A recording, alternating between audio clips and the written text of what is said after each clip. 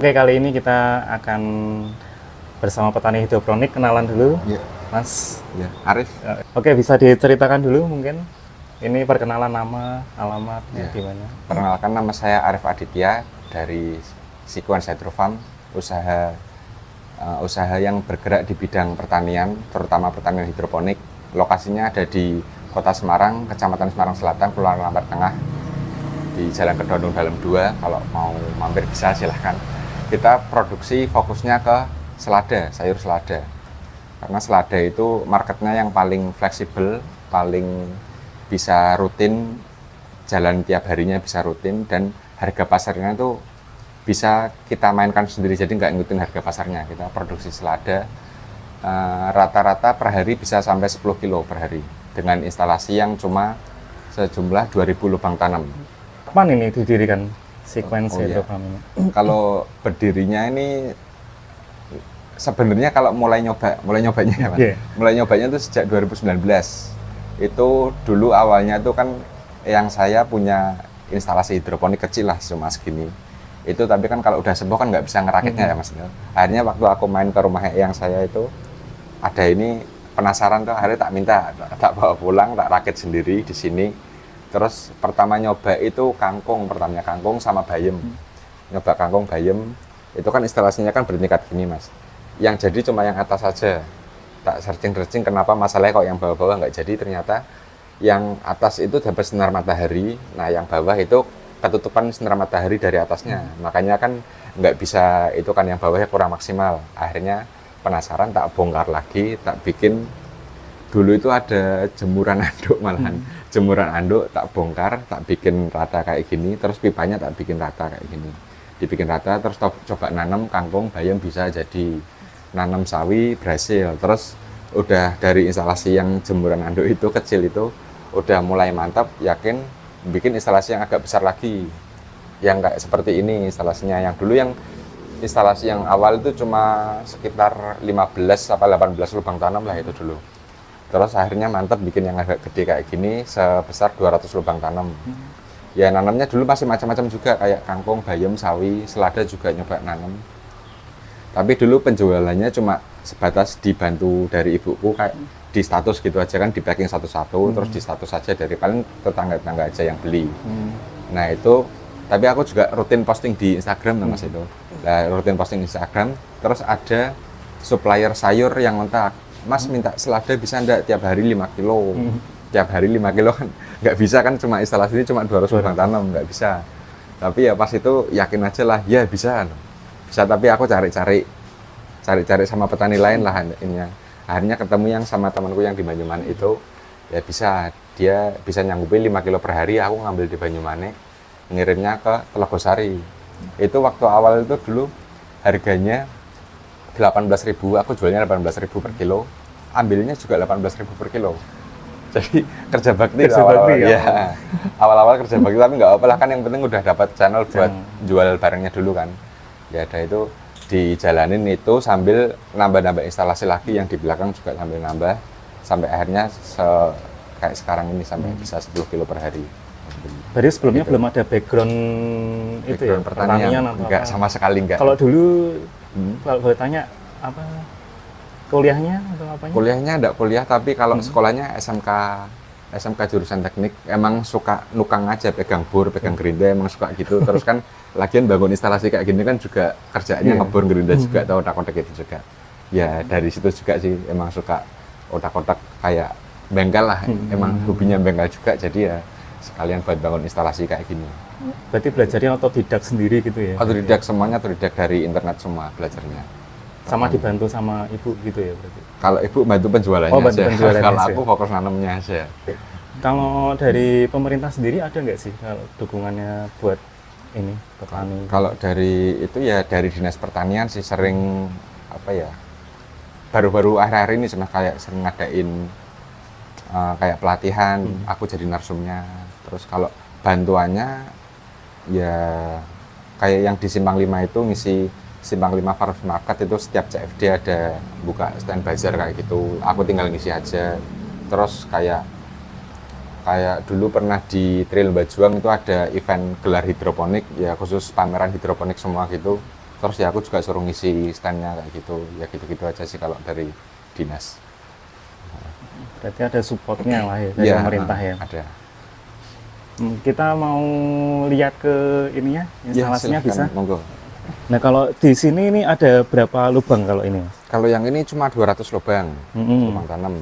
Ini yang 200 lubang pendewasaan. Jadi ini instalasi dari usia sekitar 25 hari sampai 38 hari, panennya 38 hari. 38 hari baru Ya. panen. Kalau Sampai panen. instalasinya sendiri tuh kalau buat yang baru mau mulai nih, susah nggak sih kalau sebenarnya? Susah-susah gampang, yang penting telaten sih Mas kalau menurutku. Itu kan apalagi waktu nyemai ya. Nyemai itu kan benihnya kecil-kecil, jadi harus telaten satu-satu gitu. Awalnya kalau semainya udah kayak gitu, nanti ya tinggal kontrol nutrisinya aja tiap hari. Yang penting telaten itu aja sih. Kalau susahnya sebenarnya ya susah, tapi kalau telaten bisa sih. Kendalanya apa Mas kalau di hidroponik Ya. Tiap daerah sebenarnya beda-beda sih Mas. Kalau daerahku sini ini kan daerah perkotaan ya. Jadi kayak lahan resapannya kurang. Lahan resapannya kurang, efeknya ke kualitas air sumur. Kualitas air sumurnya agak jelek kualitasnya. Jadi kalau aku harus difilter dulu. Tapi kalau daerah lain yang teman-temanku yang daerah Mijen Gunung Pati itu kan daerahnya rimbun, banyak pohon-pohonnya. Itu jadi ke jamur, serangga, hama-hamanan gitu banyak. Tapi kalau kualitas airnya bagus, di sana kan banyak lahan resapannya tuh. Ya kayak gitu sih. Biasanya tetap tergantung kebunnya masing-masing, itunya lahannya juga beda-beda masalahnya. Gitu. Dan kalau di sini tuh kalau apa tumbuhnya itu tergantung musim apa gitu nggak Mas? Kalau ada enggak, musim-musimnya nggak? Nggak ada musim-musimnya, cuman kalau cuaca ngaruhnya itu kalau musim hujan gini pas sering mendung. Sering mendung ini jadi fotosintesnya agak kurang, tumbuhnya dia jadi lebih lama. Kayak gitu. Tapi kalau musimnya enggak itu. Musimnya nggak musim, pengaruh berarti ya? musim hujan pun kalau siangnya cerah terus sih sebenarnya nggak masalah juga. Kan kadang kan musim hujan kadang malamnya aja hujan tapi siangnya tetap cerah. Kalau gitu nggak apa-apa, nggak masalah. Kalau ini kan kebetulan siangnya pas lagi mendung terus nih. Jadi ya emang agak itu sih, agak lambat pertumbuhannya. Kayak gitu. Terus kalau kayak hama-hama gitu atau jamur di sini tuh pengaruhnya gimana Mas kalau ini? Cara taunya itu gimana? Hama juga macam-macam, serangga macam-macam, jamur juga macam-macam. Kalau ini cenderung jamur ke jamur trip ini namanya. Ada namanya, kalau temanku yang daerah Gunung Padingan itu jamur mata kodok, dia bentol-bentol jamurnya. Jadi jenis jamurnya juga macam-macam sendiri.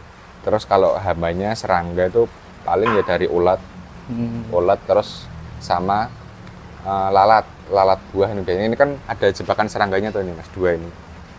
Itu yang di botol itu jebakan serangga buat nangkep lalat buah. Jadi itu perangkapnya kan ada kapasnya, di kapasnya disuntik kayak pemikat serangga itu. Jadi nanti dia pada masuk terus lama-lama mabuk sendiri terus akhirnya mati di bawah. Kalau di tempatku ngatasi hamanya kayak gitu sih. Jadi kan ada yang disemprot pestisida kayak fungisida apa insektisida gitu. Kalau aku sih enggak, kalau sayurnya enggak tak semprot sama sekali. Jadi aku ngakalinya pakai jebakan serangga kayak gitu. Berpengaruh nggak tuh sebenarnya kalau disemprot sama kayak fungisida, insektisida atau apa gitu? Ngaruhnya ngaruh, tapi itu kan ada aturannya sendiri caranya nyemprotnya. Jadi kalau misal biasanya habis disemprot 2 minggu setelah disemprot baru boleh dikonsumsi. Jadi tergantung petaninya itu kan anunya masing-masing ya. Kadang ada petani yang nakal juga mau usia panen seminggu sebelum panen kok mulai muncul hama-hama, disemprot tuh seminggu sebelum panen. Terus akhirnya seminggu ke depan dipanen, harusnya kan tidak boleh di itu dulu ya. Boleh dikonsumsi itu dulu. Tergantung petaninya. Tapi kalau aku memang tidak pernah semprot. Soalnya emang hamanya juga sedikit kan, daerah perkotaan jarang ada pohon-pohonan gitu ya. Gitu. Kalau enggak biasanya yang di bawah-bawahnya ini ada rumput-rumputnya gitu. Itu juga sarang hama juga biasanya. Kalau tempatku kan udah tak cor semua ini, tidak ada anunya. Tidak ada rumputnya, jadi ya aman sih kalau ini. Berarti kalau yang hidroponik ini airnya harus cukup terus ya? Maksudnya harus... Airnya ya sesuai kapasitas tandonya. Jadi kalau misal ini satu instalasi ini kan 200 lubang tanam. Tandonya juga minimal 200 liter. Perbandingannya 1 lubang tanam 1 liter tandon. 1 lubang tanam 1 liter. Kalau ini tandonnya tak lebihin sini 300 liter sini. Ya hitungannya minimal 1:1 lah. Tapi kalau ini tak lebihin aja 300 liter.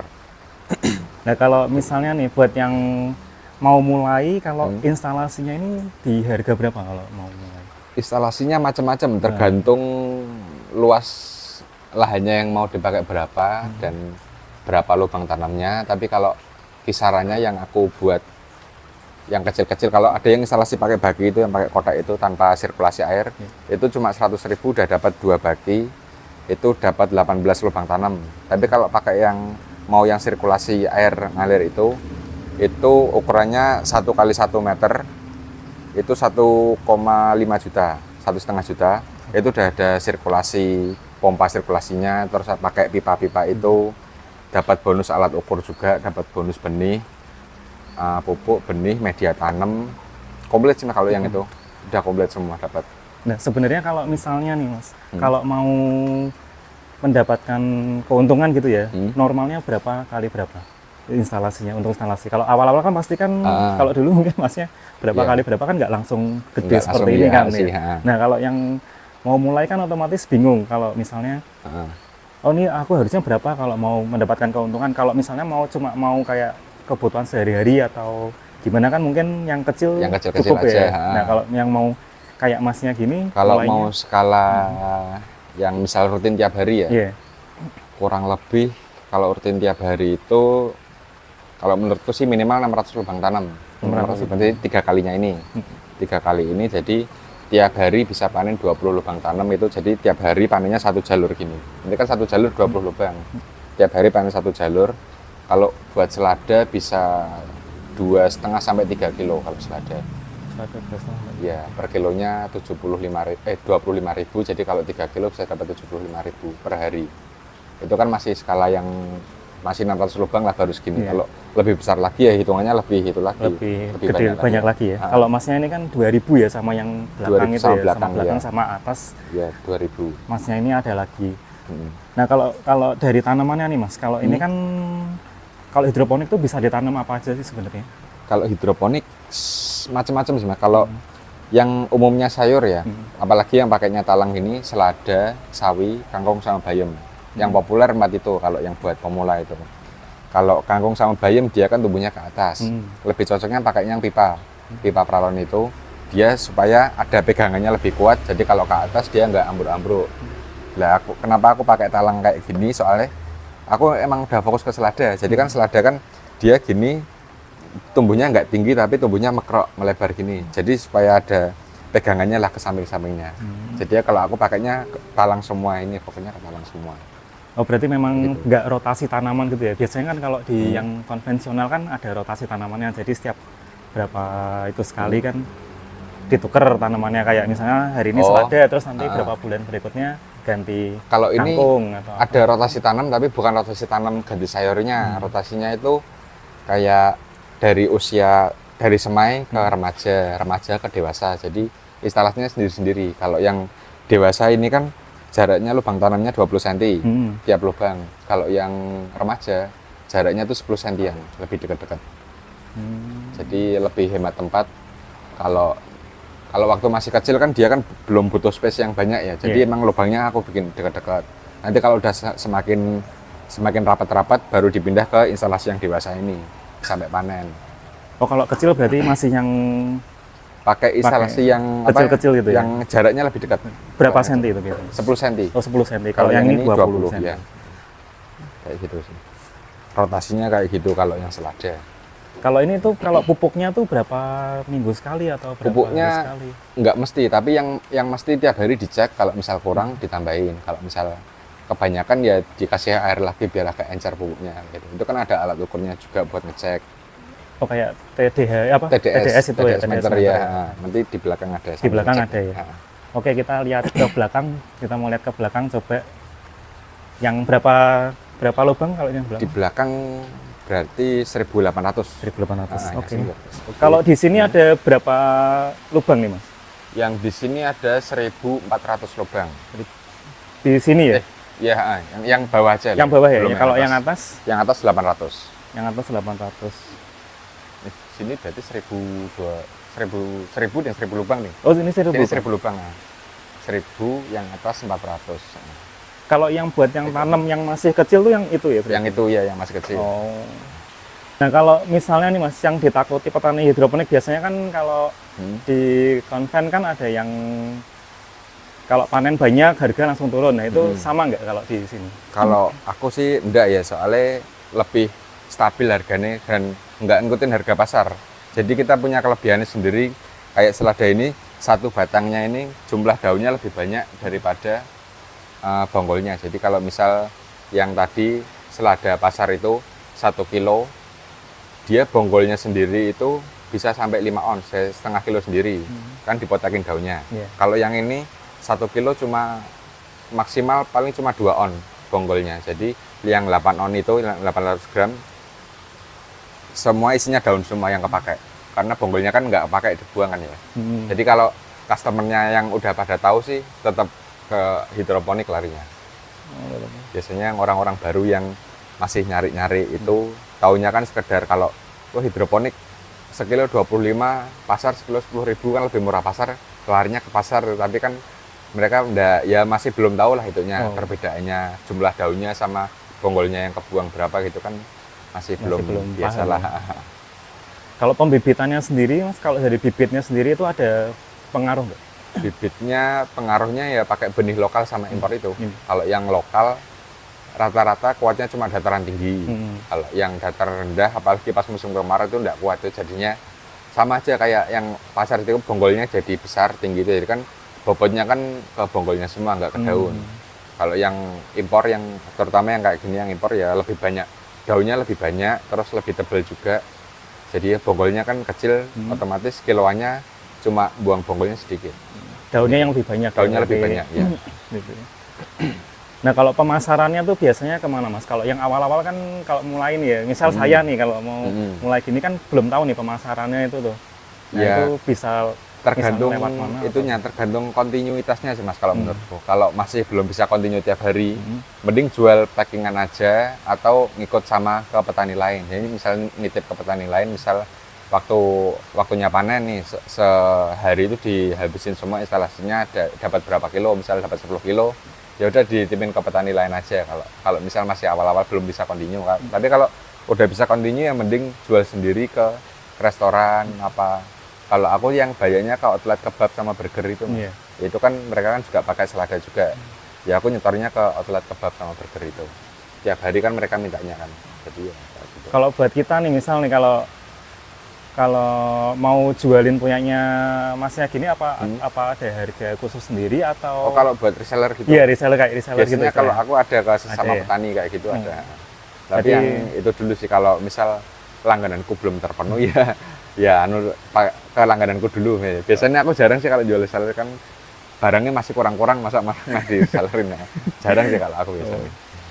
Nah ini kan pakai busa nggak Mas kayak? Pakai. Oh iya, nah pakainya rockwool. Rockwool itu. Media tanamnya kan kayak gini nih Mas, rockwool kayak gini. Jadi ya ini sampai panen nanti kayak gini pakainya.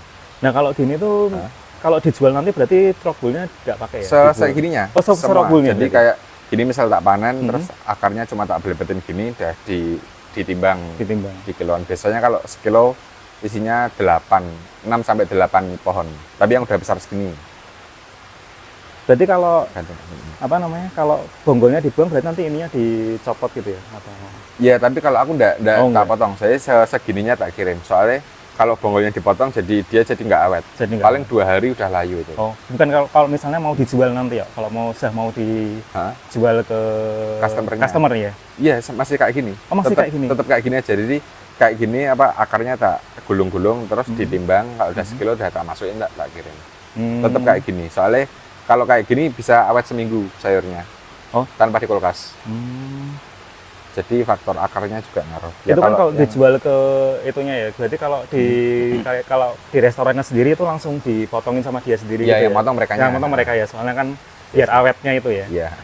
Nah terus kalau ini Mas, instalasinya ini kan kebanyakan kan miring kayak gini tuh miring, kenapa? Ya. Emang tak buat miring soalnya kan ini kan sistemnya kan ada macam-macam, kayak hidroponik itu ada rakit apung.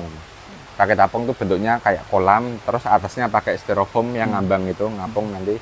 Terus nanti tanamannya dimasukin satu-satu. Dia ngambang kayak gitu, akarnya tumbuh ke bawah. Terus di bawahnya ada kayak pompa pakai aerator buat ngaduk itunya. Terus ada sistem DFT. DFT itu biasanya pakai peralon yang bundar, tapi dia rata. rata itu, jadi kan tujuannya ada air yang menggenang. Nah, genangan airnya ini nanti kalau misal jaga-jaga listriknya mati, masih ada airnya sini. Listriknya mati kan pompanya mati. Iya. Jadi nggak apa namanya, akarnya masih ada airnya lah segini. Masih ada airnya, yang penting nggak mati lah itu. Itu kalau yang ini sistemnya miring NFT. NFT itu miring, tujuannya kan alirannya kan tipis ini Mas. Aliran airnya tipis. Jadi lebih banyak oksigen terlarut di dalam airnya. Pertumbuhannya lebih cepat jadinya. Tapi ini resikonya ya listriknya harus 24 jam. Kalau listrik mati ya mati semua, kan kering jadinya. Oh iya, Airnya iya. turun semua. Berarti ya punya keunggulan kekurangan masing-masing. Masing-masing ya ada. Kalau aku ya ada produksi tiap hari, tetap mengejarnya yang supaya lebih cepat panennya. NFT ini berarti yang NFT paling namanya. Kalau tadi Masnya ngomongnya ada filter buat airnya tuh kayak gimana ya Mas? Ada di situ Mas. Coba lihat dulu. Nah filternya ini buat apa nih? Ya ini buat filtrasi airnya. Kan tadi kan kalau musim hujan sih nggak begitu ngaruh airnya ya Mas. Tapi kalau pas musim kemarau, ini airnya ngaruh banget, soalnya kualitasnya agak jelek atau yang air sumbernya. Tak filter dari sini kan ada filternya macam-macam, terus baru masuk ke instalasinya ini. Masuk instalasi sini. Jadi air baku buat instalasi hidroponik semua dari sini. Sebelum ini kan, sebelum aku punya filter ini, dulu ambilnya dari keran langsung masuk ke instalasi aja, kan nggak ke filter toh. Jadi sekarang dari keran masuk ke filter dulu, baru masuk disimpan di sini. Nanti kalau misal waktu nambah air atau apa, ngambilnya dari sini semua. Ini kan udah kesambung semua. Misalnya. Kalau hujan gitu tuh kadang gentengnya suka kotor gitu nggak sih? Pengaruh nggak itu genteng? Enggak sih, kalau genteng enggak sih. Nggak mengaruh. Yang ini enggak ngaruh. Aman. Nah ini kan kalau di atas ini berarti berapa lubang kalau? Yang atas ini ada 400 lubang. 400 lubang. Nah kalau yang tadi kan di bawah kan ada atapnya. Nah ini kok dibuka kenapa? Ini emang sengaja dibuka kan karena cuma 2 meja. Kalau 2 meja dikasih atap nanti, apalagi di atas ini kan anginnya kenceng. Kalau pakai atap cuma 2 meja nanti malah mabur, takutnya kan nggak itu, malah kurang berat lah bawahnya. Kalau nanti misal ya pengennya nanti sih ngedak sampai situ, nambah lubang, terus kan kalau banyak sekalian dikasih atap sekalian kan lebih cocok lah. Kalau cuma 2 meja sih nggak usah. Nggak usah ya. Tapi kan ini kalau hujan gini kan airnya berarti nambah ya, ketambahan air atau? Ya ketambahan, jadi masuk sini. Oh jadi masuk sini langsung ya.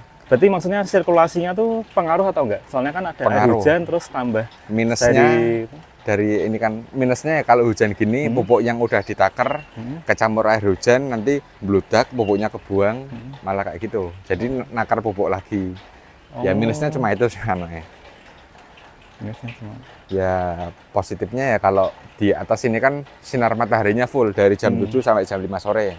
Dia lebih lama dapat sinar matahari, hasilnya juga lebih bagus. 2 kali lipatnya di bawah hasilnya ini. Lebih bagus yang di atas? Lebih bagus yang atas. Kebuka malah lebih bagus ya berarti? Iya, bukan kebukanya, karena durasi sinar mataharinya lebih lama. Kalau yang bawah kan udah ketutup sama ruko sebelah ini, sama tembok sebelah ini. Jadi kan yang bawah cuma 5-6 jam lah per hari. Kalau yang atas ini 10 jam per hari.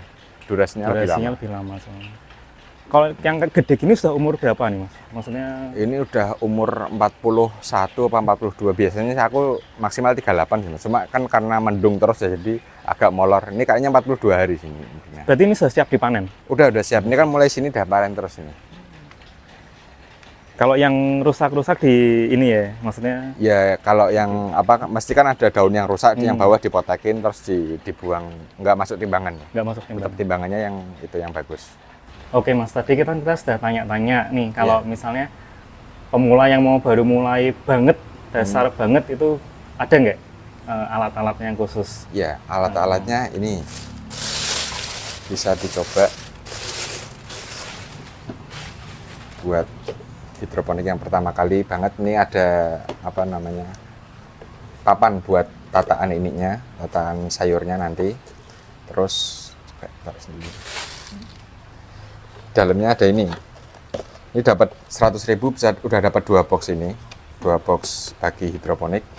Ini dapat netpot sama kain flanelnya, terus dapat pupuknya, pupuk AB Mix, sama bonusnya benih, ada benih bayam sama sawi.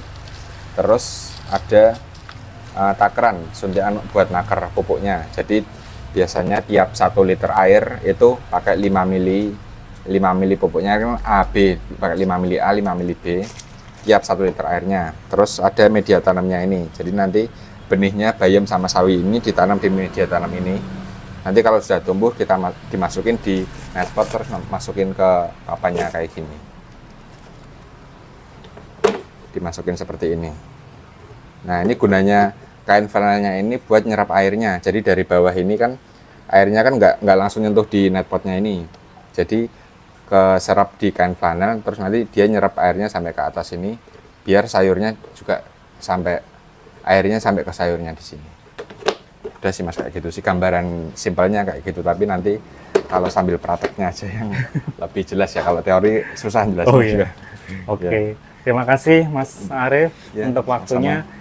Nih terakhir nih, ada nggak nih kata-kata motivasi buat anak-anak muda mungkin yang mau memulai usaha atau memulai segala sesuatunya, itu ada nggak? Ya, yang penting fokus, telaten, jangan malu. Terus ya gagal itu pasti gagal itu Mas. Ya, terus gagal itu bukan berarti gagal nggak berhasil sama sekali, nggak. Tapi kan mesti kan ada hal yang bisa kita evaluasi, gimana gagalnya di mana. Terus kita coba lagi. Mungkin ada yang salah di sini, terus kita ganti kayak gimana caranya, itu kan bisa. Yang penting jangan patah semangat aja lah. Gagal itu pasti, tapi coba lagi aja. Oke, terima kasih Mas Arief. Sama-sama Mas.